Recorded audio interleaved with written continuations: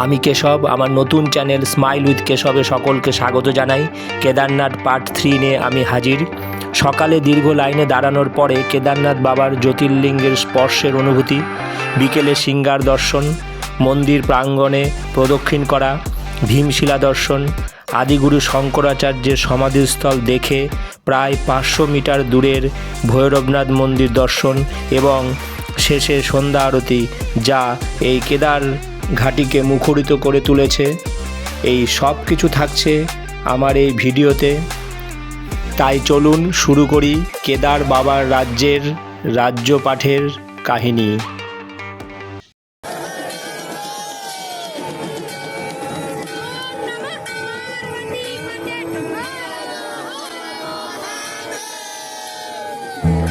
সামনের এই রাস্তা দিয়ে গতকাল সন্ধ্যায় আমরা কেদারনাথের নন্দী বেস ক্যাম্পে এসে পৌঁছেছিলাম। এটা হচ্ছে নন্দী বেস ক্যাম্প GNVN-এর থাকার জায়গা। এদিকে টেন্টগুলো রয়েছে, টেন্টেও থাকতে পারেন।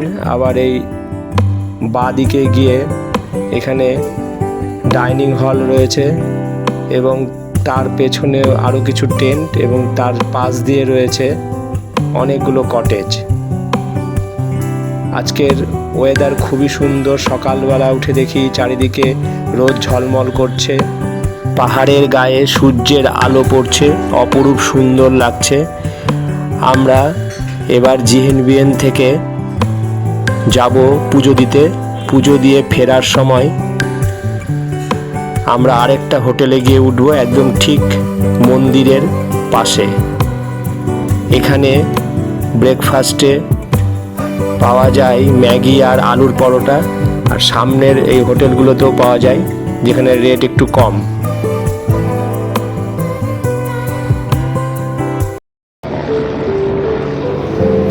সামনে দিয়ে উড়ে যাচ্ছে হেলিকপ্টার, একটা যাচ্ছে, একটা যাচ্ছে, হেলিকপ্টার আসছে। এটা আমাদের বেস ক্যাম্প থেকে খুবই কাছে, যেখানে হেলিকপ্টারগুলো নামে। হেলিকপ্টার ল্যান্ড করার খুব অল্প সময়ের মধ্যেই 6 জন যাত্রীকে নামিয়ে নেওয়া হয় এবং যারা ফিরে যাবে 6 জন যাত্রী, তাদেরকে উঠিয়ে নেওয়া হয়। সকাল 6টা থেকেই হেলিকপ্টার সার্ভিস শুরু হয়ে যায়। কটেজ, টেন্ট, মাঝখান দিয়ে মন্দাকিনী নদী বয়ে চলেছে। এই পাশে প্রচুর টেন্ট, আর এইখান দিয়ে দর্শনের রাস্তা। একটা সিঁড়ি দিয়ে উপরে উঠে এসে সামনেই হচ্ছে ওম, বিশাল বড় ওম। সেগুলো হোটেল, প্রচুর কস্টলি হোটেল।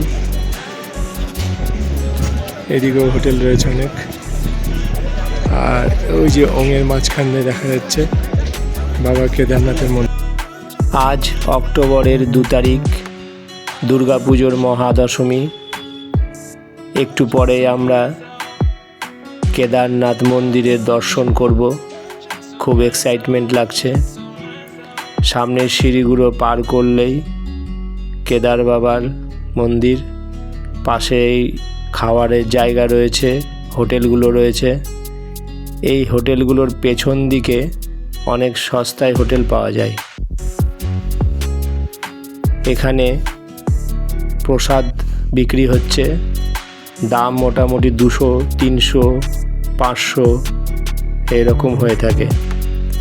এই সিঁড়িগুলো পার করলেই আমরা পৌঁছে যাব মন্দিরের সামনে।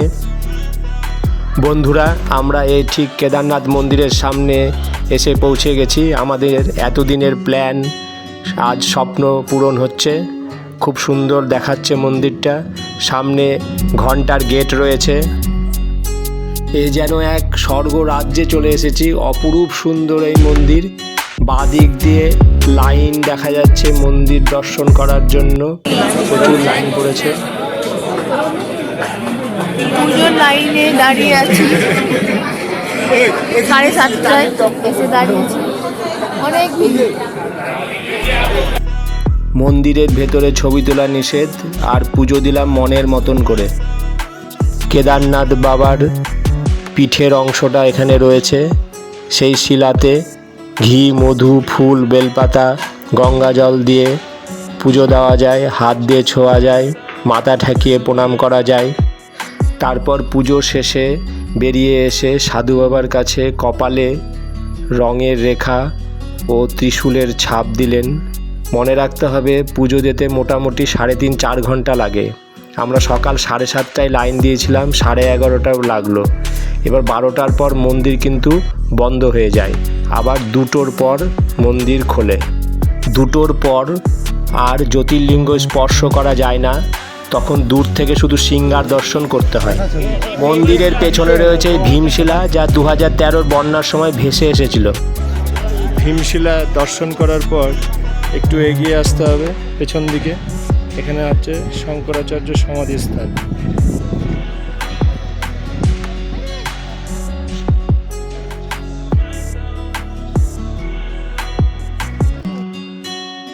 এটি হচ্ছে আদিগুরু শঙ্করাচার্যের সমাধিস্থল, যেখানে শঙ্করাচার্যের একটি মূর্তি স্থাপন করা হয়েছে। এখানে অনেকে নিচে বসে ধ্যান করেন। 1 টাকার কয়েন দিলে পরে গরম জল বেরোচ্ছে। এখানে একটা কয়েন দিলাম, গরম জল বেরোলো। বাহ, এখানকার সিস্টেম ভালোই করেছে।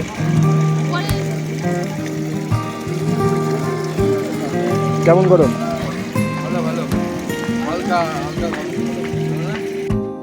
এইগুলো হাত ধোয়ার জন্য ব্যবস্থা রয়েছে। মন্দিরের ডান দিক দিয়ে চলে আসলে ভৈরব বাবা মন্দির মার্গ, এই রাস্তা দিয়ে যাওয়া যায়। এখান দিয়ে যেতে গেলে সামনে অনেক পিঠুবালা রয়েছে, ছোট দোকান রয়েছে। এই পিঠুবালা রয়েছে যাদের পিঠে করে ভৈরবনাথ মন্দির দর্শন করা যায়। এই রাস্তাটা পার করলে একটা ব্রিজ পড়বে, যেটা নিচ দিয়ে মন্দাকিনী নদী বয়ে চলেছে। মন্দাকিনী নদীর ওই পারে যে দূরে যে রাস্তাটা দেখা যাচ্ছে উপর দিকে উঠে গেছে, আমাদের সেই পথে যেতে হবে। স্রোতস্বিনী মন্দাকিনী নদী বয়ে চলেছে।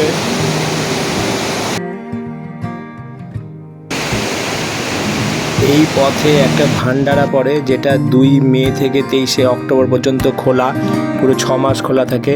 আমরা ওই ভান্ডারাতে একটু খেয়ে নিলাম, খুব সুস্বাদু খাবার। তারপরে আবার হাঁটা, এই খাড়া রাস্তা হেঁটে যেতে হবে। পিট্টু ভাইয়া চলেছে হেঁটে, সামনেই মনে হচ্ছে যেন দিগন্ত খোলা আকাশ। দেখতে দেখতে আমরা অনেকটাই উপর দিকে উঠে এসেছি। কেদার ঘাটিটাকে এখন বোঝা যাচ্ছে। পাহাড়ি ছোট ঝোড়া জল বয়ে চলেছে। আরও কিছুটা পথ ওপর দিকে উঠতে হবে। পথের মাঝে আমরাও একটু বিশ্রাম নিয়ে নিচ্ছি। হাঁপিয়ে গেছি মনে হচ্ছে সবাই একটু করে। উঠতে এখানে একটু কষ্ট হতে পারে, কিন্তু ভালো লাগবে। এখানে কেদার ঘাটি ভালো লাগছে দেখতে। এইদিকে বাবা কেদারনাথ।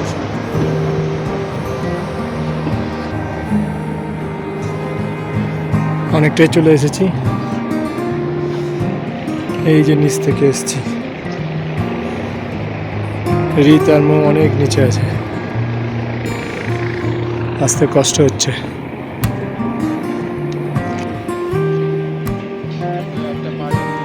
রিত আমাদের সঙ্গে ধরে নিল, আর মো আসছে নিচে, অনেক নিচে আছে।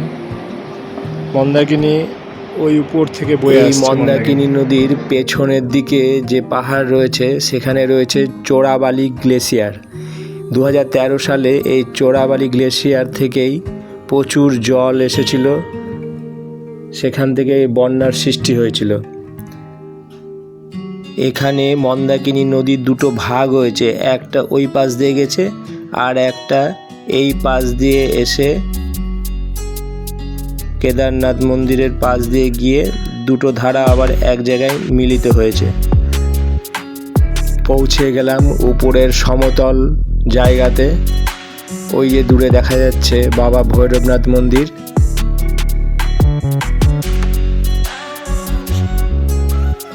বেশ সুন্দর জায়গা। এখানে ছোট একটা বাচ্চাও চলে এসেছে। এখানে জুতো খুলে রাখার জায়গা। আর এই সামনের এই ঘরটিতে সাধু বাবাদের আশ্রম।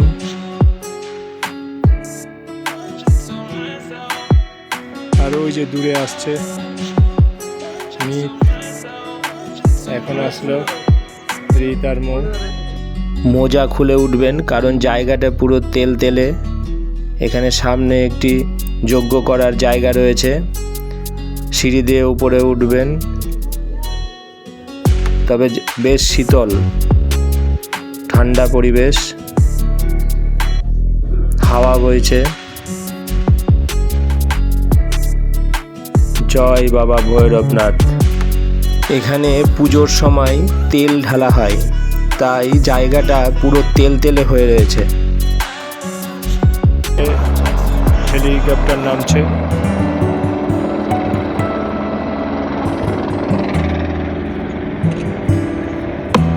বাবা ভৈরবনাথ দর্শন হয়ে গেল। মৌ পুজো করছে। ভৈরবনাথ বাবার দর্শন।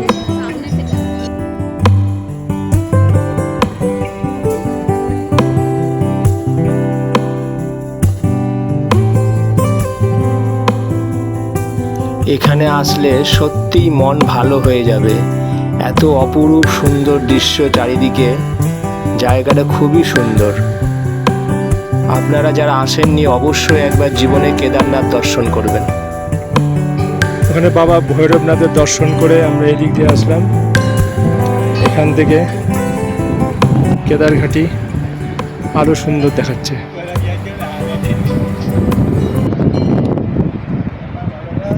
বরফের পাহাড় একটু একটু করে খুলছে, মেঘগুলো সরে যাচ্ছে।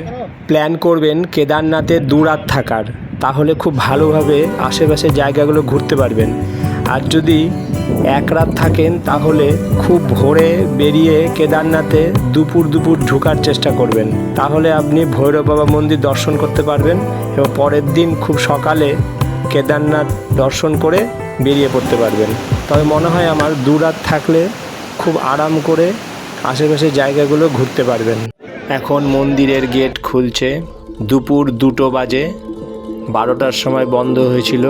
তবে গর্ভগৃহের ভেতরে একদম প্রবেশ করা আর যাবে না, এরপরে সিংহার দর্শন করতে হবে। মন্দিরের গর্ভগৃহ খুললো, গেট এক্ষুনি খুললো। সবাই ভিডিও করছে। এখন যারা দর্শক লাইনে আছে তারা ঢুকতে পারবে। এরকম লাইন করা আছে, এখন পুরো লাইন ফাঁকা আছে। এই ফাঁকে আমরা কেদার বাবার সিংহার দর্শন করে নিই। আমাদের তাহলে 2টো দর্শনই হয়ে যাবে, সকালের এবং বিকেলের। এরপরে মোবাইল অ্যালাউ নেই, তাই মোবাইলটা এখানে বন্ধ করে দিচ্ছি। জয় বাবা কেদারনাথ। সিংহার দর্শন হলো, শিলাটিকে খুব সুন্দর সাজিয়েছে। এবার আমরা ফিরে যাচ্ছি আমাদের হোটেলে। এই পথ দিয়ে আমরা এসেছিলাম। এই রাস্তাটা যে সোজা চলে যায় তাহলে দেখা যাচ্ছে এখানে কেদারনাথে ওঠার সিঁড়িটা। আমরা এই দিকে গিয়েছিলাম একটু আগে, এখন আমরা ডান দিকে রাস্তা ধরছি। এই রাস্তা দিয়ে যদি সামনের দিকে একটু এগিয়ে যাই তাহলে এই বিল্ডিংগুলো দেখতে পাচ্ছি। এইগুলো হচ্ছে থাকার জায়গা, ছোট ছোট হোটেল। এই রাস্তা দিয়ে উপরে উঠে আসলাম। আর এই সোজা এই গলিটা দিয়ে গেলে এখানে জলারাম ভবন রয়েছে। এটা এই ভবনের নিচতলাতে আমরা রয়েছি। এই একটা ঘর ভাড়া নিয়েছে 2000 টাকা। খুব সুন্দর, 4 জন থাকা যাবে। এখান থেকে মন্দির পায়ে হেঁটে 2 মিনিট। গিজার রয়েছে আর ভালো ভালো লেপ কম্বল বেশ মোটা মোটা দিয়েছে। এরপরে আমরা যাব রেস্ট নিয়ে সন্ধ্যা আরতি দেখতে।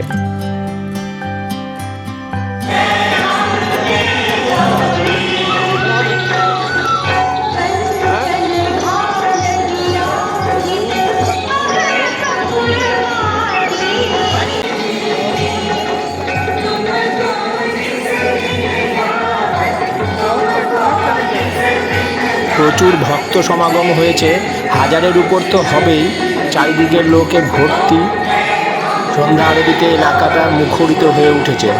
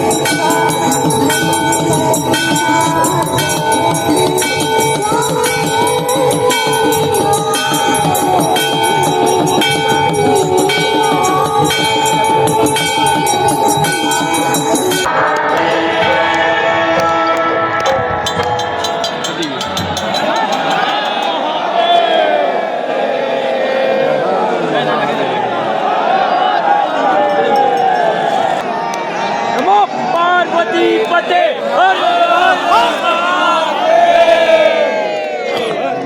অপূর্ব এই সন্ধ্যা আরতিটি দিয়েই এই পর্বটি শেষ করছি। এরপর কেদারনাথ যাত্রার পার্ট 4-এ থাকছে কেদারনাথ থেকে গৌরীকুণ্ডে ফিরে তারপর সোনপ্রয়াগে রাত্রিবাস ও পরের দিন সোনপ্রয়াগ থেকে 13 কিমি দূরের ত্রিযুগী নারায়ণ মন্দির দর্শন, যা শিব ও পার্বতীর বিবাহ স্থান। সেখানে আজও 3 যুগ ধরে চলছে বিবাহের সাক্ষী অগ্নিকুণ্ড। যদি আমার এই ভিডিও ভালো লাগে তাহলে অবশ্যই সাবস্ক্রাইব করবেন, সাথে লাইক ও শেয়ার করবেন এবং বেল বাটন প্রেস করবেন, তাহলে সকল নোটিফিকেশন পেয়ে যাবেন। ভিডিওটি পুরো দেখার জন্য ধন্যবাদ।